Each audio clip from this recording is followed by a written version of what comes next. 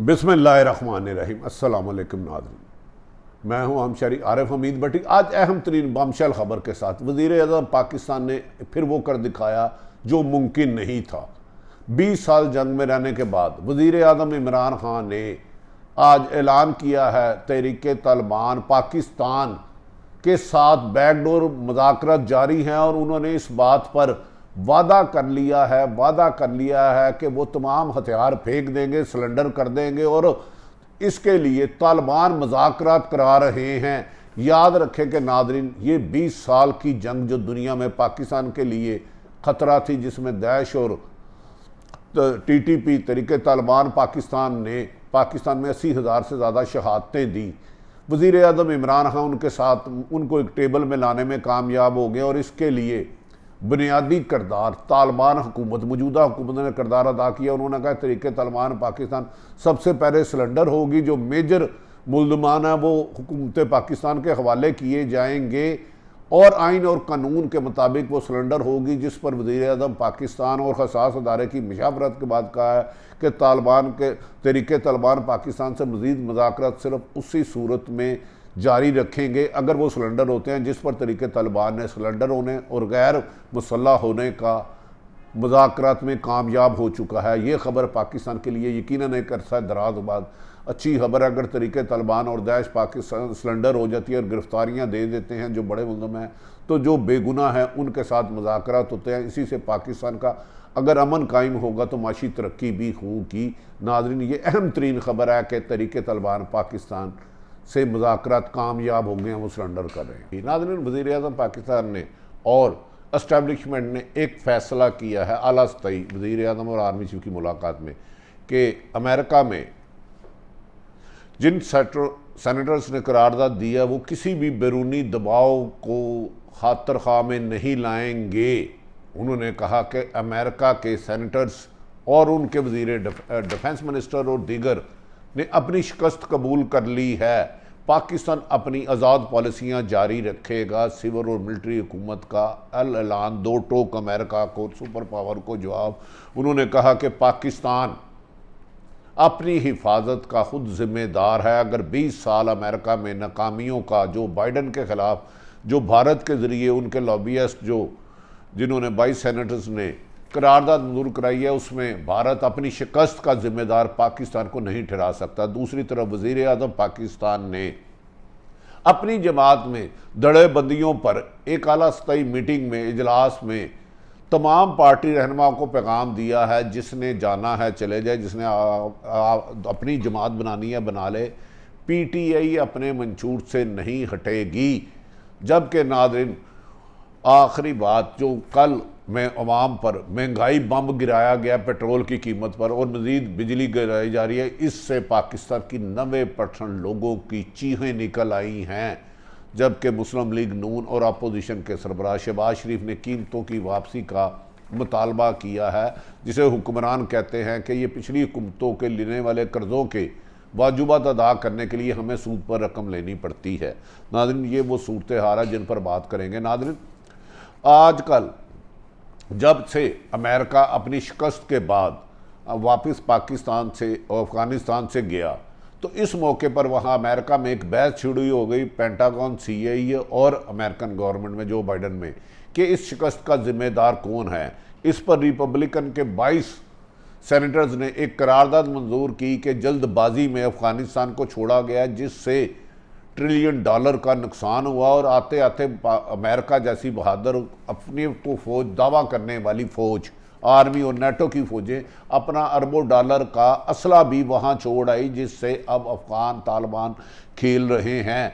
उन्होंने कहा कि क्या वजह है कि अमेरिका जैसी सुपर पावर जिसके पास CIA है, उसके साथ इसराइल की एजेंसी मुसाद थी, रात थी, उन्होंने 20 साल तक ना सिर्फ अफ़गान अवाम उनका मुकाबला करता रही, क्योंकि इस सूरत हाल पर इस हद पर ले गए वो अमेरिका फ़ौज और NATO की फ़ौज को कि वो एंड पे घबराहट में बगैर बताए अफ़गानिस्तान का से भागे और पाकिस्तान को इनकी मदद करना पड़ी। जब कर कहा जा रहा है कि एक अमेरिकन टुडे के मुताबिक भारतीय लॉबी ने वहाँ मुख्तलिफ लॉबियाँ उन सेनेटर्स को हायर किया और उसके ज़िम्मेदार पाकिस्तान को ठहराने की कोशिश की, जबकि अमेरिका से ही जो बाइडन और CIA पर यह सवाल उठ रहा है 20 साल रहने के बाद आपने वहाँ किया क्या है।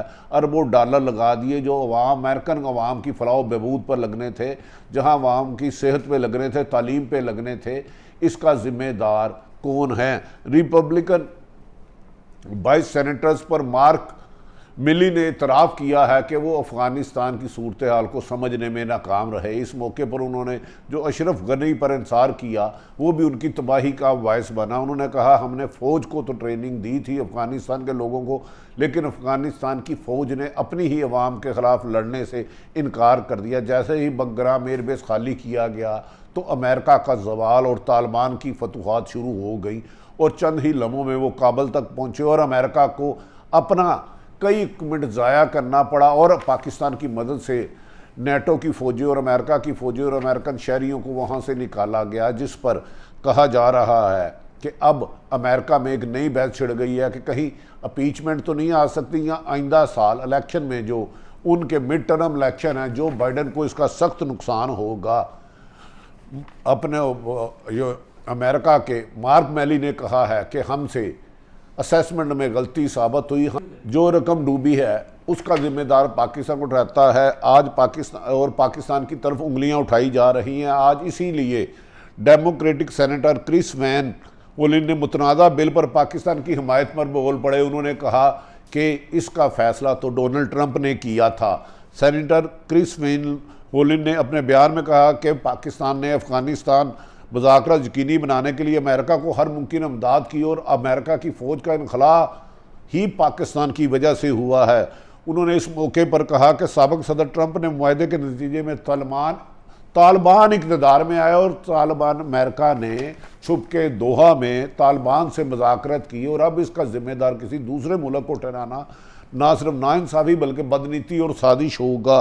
डेमोक्रेटिक सेनेट ने वादा किया सेनेट में आने वाला हर बिल कानून नहीं बनता, इस पर रायशुमारी होगी और ये बिल बिल्कुल नाकाम हो जाएगा। रिपब्लिकन सेनेटर का मुतनाज़ा बिल डेमोक्रेटिक से मशावरत करके नहीं लाया गया। उन्होंने कहा इसमें गैर मुल्की और भारत की लाबियों ने काम दिखाया था, हम इसके नकायस पर यह बिल मंजूर नहीं होगा। इस मौके पर वज़ीर आज़म पाकिस्तान इमरान खान और आर्मी चीफ कमर जावेद बाजवा ने एक मुश्तरका मीटिंग में फ़ैसला किया है कि अमेरिका हो या यूरोपीय यूनियन हो या G7 हो, किसी किस्म का दबाव कबूल नहीं किया जाएगा। पाकिस्तान 20 साल तक उनकी जंग लड़ता रहा और अमेरिका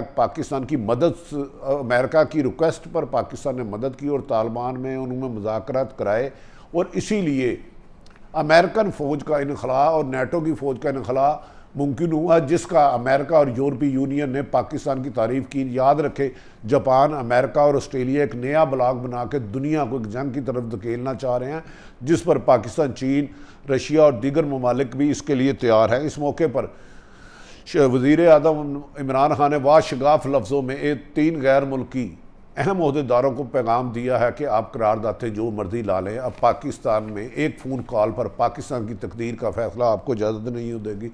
वज़ीर ख़ारजा शाह महमूद कुरैशी ने इस मौके पर कहा कि अमेरिकी सेनेटर्स बिल पर खामोश नहीं बैठेंगे, ये चंद लोगों की एक लॉबी है। अमेरिका में बहुत ज़्यादा लॉबीइस्ट हैं, अमेरिका में कई लॉबियाँ और पाकिस्तान अपने मुफाद का तहफ़्फ़ुज़ करता रहा और तहफ़्फ़ुज़ करना जानता और आगे भी करके दिखाएगा। वज़ीर ख़ारजा शाह महमूद कुरैशी ने डेनमार्क के वज़ीर ख़ारजा की मुलाकात में अफ़गानिस्तान की सूरत हाल पर तबादला ख्याल किया, जिस पर उन्होंने कहा कि दुनिया पाकिस्तान की कुर्बानियों को सराह रही है। लेकिन दूसरी तरफ सियासी कलाबाजियाँ बहुत तेज़ी से हो रही हैं। नून लीग के इख्तलाफात आप खुद जानते हैं।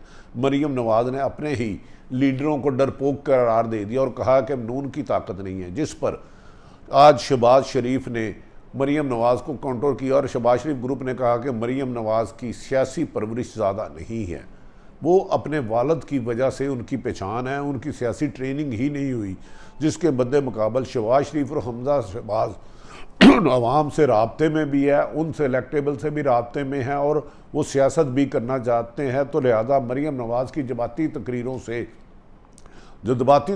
से कोई नुकसान नहीं होगा, जबकि इमरान खान ने वादा कर दिया है कि PDM उनका कुछ बिगाड़ नहीं सकती, यकीनन महंगाई उसके लिए चैलेंज है। इस मौके पर कहा जा रहा है कि सरहद से KPK से परवेज़ खटक और चंद और वज़रा ने इमरान खान को ब्लैकमेल करना शुरू कर दिया है कि हमारी मर्ज़ी के आइंदा टिकट देने दिए जाएं, जिस पर वज़ीर आज़म इमरान खान ने वाशगाफ लफ्ज़ों में कहा है, पंजाब हो या KPK हो, जिसने पार्टी से जाना है 100 दफ़ा चले जाए, जिसने नई पार्टी या बना ले।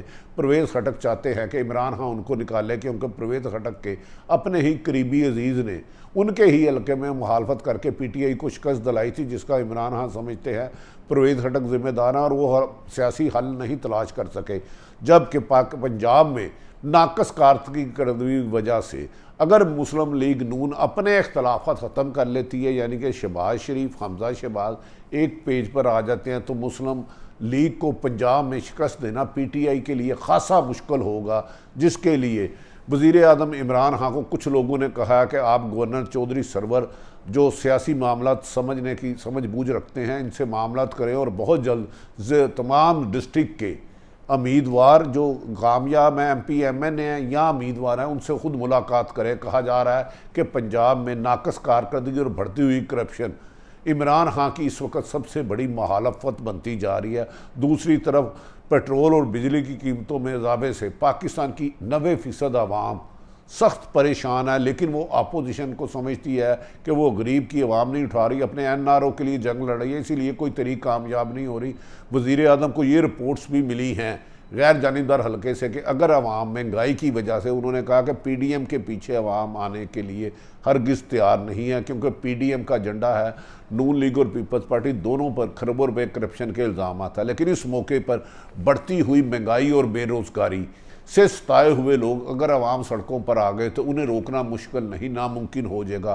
क्या वज़ीर आज़म आने वाले 2 सालों में महंगाई पर काबू करने और करप्शन के ख़ात्मे के लिए, ख़ुसूसन पंजाब में इस वक्त करप्शन कहा जाता है पीक पर है, क्या करप्शन का ख़ात्मे में वज़ीर आज़म अमली इक़दाम कर पाएंगे? क्या आने वाले दिनों में जो पंजाब ब्यूरोक्रेसी, पुलिस और अफसरान में तबादले हो रहे हैं वो मेरिट पे होंगे, या फिर मनपसंद पुराने हुकूमत के नून लीग के मुखबर अफसरान पंजाब में दोबारा अहम तैनातियाँ लेने में कामयाब हो जाएंगे? अब इम्तहान वज़ीर आज़म का। वज़ीर आज़म ने अपनी पार्टी PDM को और अपोजिशन को तो कोई ख़तरा नहीं समझते, लेकिन उनकी जमात में उनके ख़िलाफ़ जो खिचड़ी पक रही है, क्या वज़ीर आज़म उससे आगाह है? अगर उन्होंने कबूतर की तरह बिल्ली आंखें बंद रखी, लेकिन बिल्ली उनकी तरफ आ जाएगी। याद रखें कि अपोजिशन की नाकामियाँ, लेकिन PTI के इख्तलाफात और मुख्तलिफ लोगों के दूसरी जमातों से राब्ते और PTI की हुकूमत में करप्शन का अरूज की वजह पंजाब को कहा जाता है, जबकि वफाक में भी बहुत ज़्यादा खदशात हैं कि लोगों को डिलीवर नहीं किया जा सका, खुसूसन तालीम, सेहत, इंसाफ का सख्त फुकदान है, जिसकी वजह से हुकूमत गैर पॉपुलर हो रही है। क्या वज़ीर आज़म इमरान खान ने अबहद किया है कि 2 साल वो करप्ट माफिया के ख़िलाफ़ क्रैक डाउन करने वाले हैं? इनमें कब्ज़ा माफिया, कमीशन माफिया और करप्ट अफसरान ब्यूरोक्रेसी शामिल है। अगर वज़ीर आज़म कामयाब होते हैं तो अगले इलेक्शन में उनकी यकीनन सूरत हाल बेहतर होगी, वरना इलेक्शन में जाने के लिए उन्हें मुश्किलात का सामना करना होगा। जबकि मरीम नवाज़ और शहबाज शरीफ आने वाले दिनों में मज़ीद आमने सामने एक दूसरे के खिलाफ सख्त बयान देते हुए नजर आएंगे। नाज़रीन, मौजूदा सूरत हाल इंटरनेशनल और पाकिस्तान की आपके सामने रखी। अपने इर्द गिर्द रहने वालों का ख्याल रखें। पाकिस्तान जिंदाबाद।